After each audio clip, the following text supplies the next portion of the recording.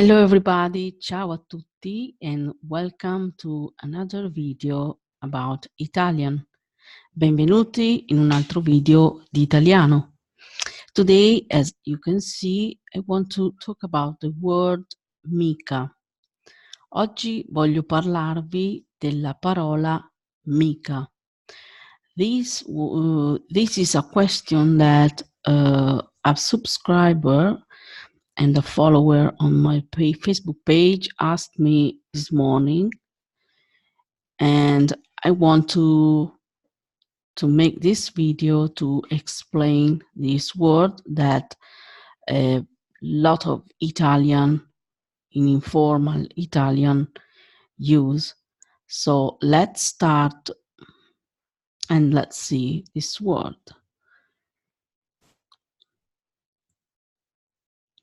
Mica è una parola usata solo nel parlato informale italiano. So, only in informal spoken Italian. We don't write mica, okay? It's not a formal way to even to speak, but mainly to write, and is also a mistake to write this word, okay? It's very colloquial. Significa non e spesso intensifica questa parola. Intensify the non, the not word, ok? Vediamo alcuni esempi utili. Examples. Non ho mica voglia di uscire questa sera. Non ho mica voglia di uscire questa sera. I definitely don't want to go out this evening. Non mi piace mica vedere quel film, mi fa paura. Non mi piace mica vedere quel film, mi fa paura. I really don't like to watch that movie, it scares me.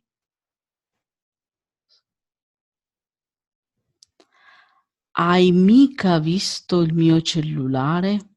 Hai mica visto il mio cellulare? You really haven't seen my phone? Mica, come puoi capire, significa non e per nulla. Usiamo questa parola nelle frasi dubitative ed interrogative. Qualche volta possiamo usare questa parola al posto di non. Vediamo qualche esempio. Mica ho capito cosa hai detto. Mica ho capito cosa hai detto. I didn't understand what you said. Non è vero. Mica voglio andare senza di te alla festa. Non è vero. Mica voglio andare senza di te alla festa. It's not true. I really don't want to go to the party without you. And the last example. Mica c'è da stare tranquilli. Mica c'è da stare tranquilli. We can't stay calm. Okay, so that's it for this. This word is not particularly difficult, but you need to listen to a lot of Italian speakers because it is an informal word. We use this in spoken Italian, but it's not used from all the people. Young people and teenagers use this word more than adults and old people. So it's depend on the situation. It's depend if how is your listening and the comprehension of this language. But Mica is that this is the meaning of this word, and it's interesting to know that.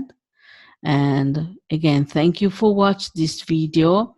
Subscribe to this channel and hit the bell, okay, for more, so you can be notified when there are other and new videos on my channel.